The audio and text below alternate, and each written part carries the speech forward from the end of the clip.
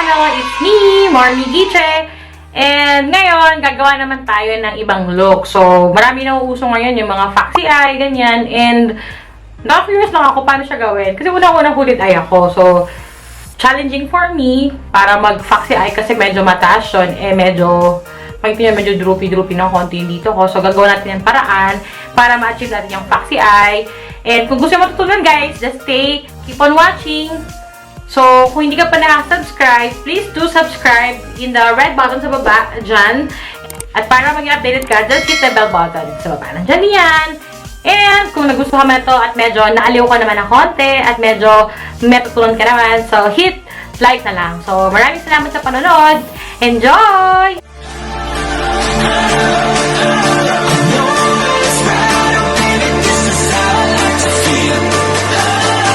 So first, kung natin gagamitin itong Laneige, itong cream to hydrate our skin. So ito muna natin gagamitin. So konti lang ipapahit ko kasi mahal ito. Actually, binigay lang ito ng friend ko sa akin. Siguro naawa siya.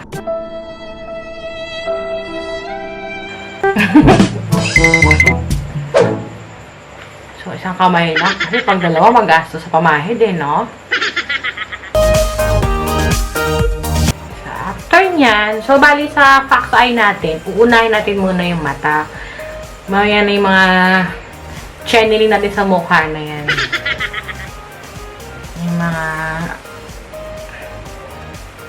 imperfection. Ilayan ko muna yung aking sarili. So, gagamit ako nitong EB Everbelena Advance. Siya. Fine. Tapos, name niya is Lily.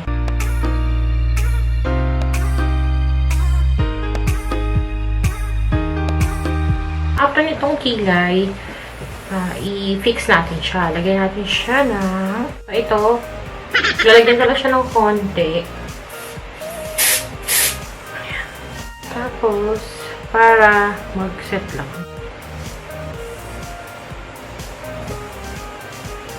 Ay, hindi lang siya gumalaw. Yan. Then, I'll be using this Kate na foundation na shade number 3. Yan. So, ito yung gusto ko tong foundation na to kasi nagiging powder siya pag na-apply mo na. So, gamit lang ako ng maliit na pang-apply na ito.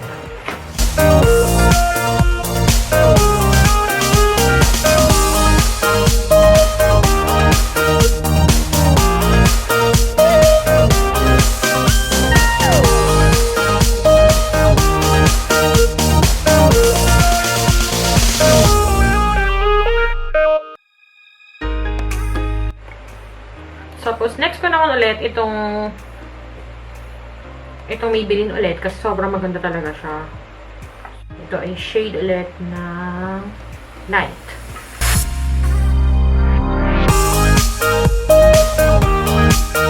So, yan, mag-eyeshadow naman. Patuyin ko muna tapos mag-eyeshadow ako. Tapos, balikan ko kayo. Before I'll start, I'll put tape sa side ng eyes ko para ma-sharp ang ating eyeshadow. I'll be using Tartlet with Sigma Brush E25 with a shade of Force of Nature for our transition color.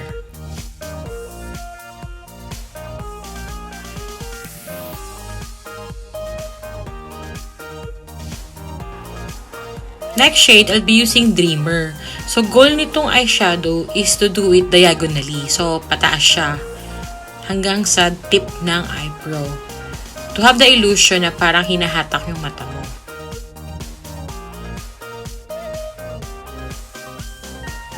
Using the brush E32 with the shade of Bombshell, I'll be using this one in the edge of the eyelid para mas deeper pa ang color.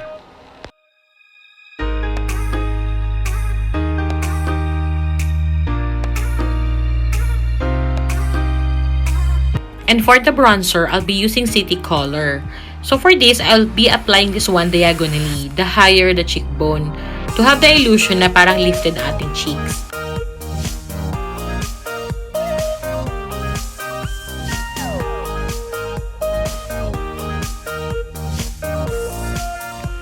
And don't forget to blend it well para mas diffuse tingnan ang iyong bronzer.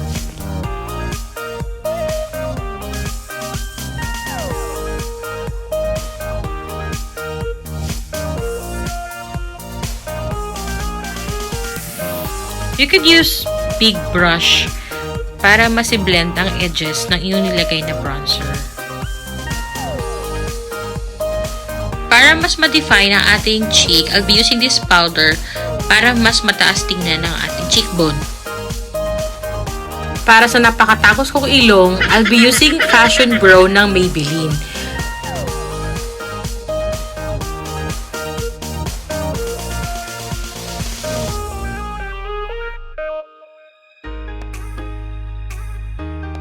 And para mas ma-intense natin ang side ng ating eyelid, I'll be using Fashionista na shade. And for this smaller brush, I'll be using again Fashionista sa may inner canthus ng aking mata para mas darken at magkaroon ng illusion na pointed. Ang goal for this look is to have a triangle na maliit sa may side ng inner canthus. And because of that, magmumukhang pointed ang ating eyes diagonally. And for my lip liner, I'll be using H&M Pecan Praline.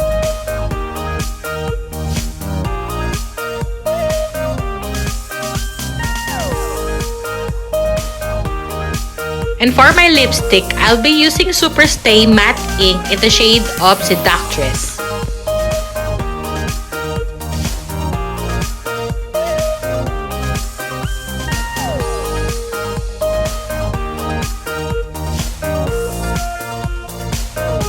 And para maging mas brown pa, I'll be using Detail lipstick in the shade of Crisel. At para mas define pa ang aking lips, I'll be using 8 concealer para mas makonceal ko yung mga edges na mga lagpas-lagpas.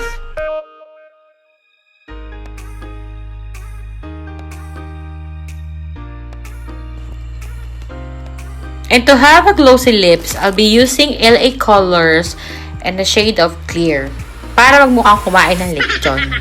Nagutom na ako, sarap ng lechon! I'll be putting only in the front part lang ng aking labi para hindi mo ako nagmamantika. And for my highlighter, I'll be using Sleek Makeup.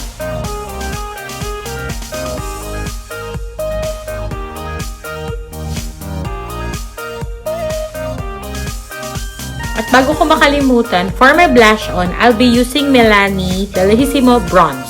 And for my hair, shoutout sa asawa kong magaling magplancha. And to complete our look, I'll be using CoverGirl na waterproof.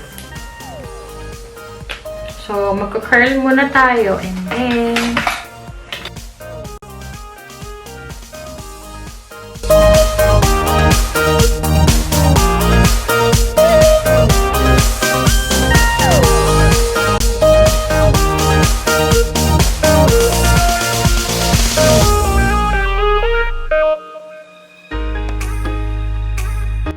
and for my eyelash, manipis na eyelash ang gagamitin ko lang. Only the half lang ng size ng mata ko. Para mas mukhang fuller ang side or yung edge part ng aking mata. And for my eyeliner, I'll be using Careline, the graphic ink liner. Para sa edge na hindi na cover ng eyelash ko at hindi makita yung nabutas o yung putol.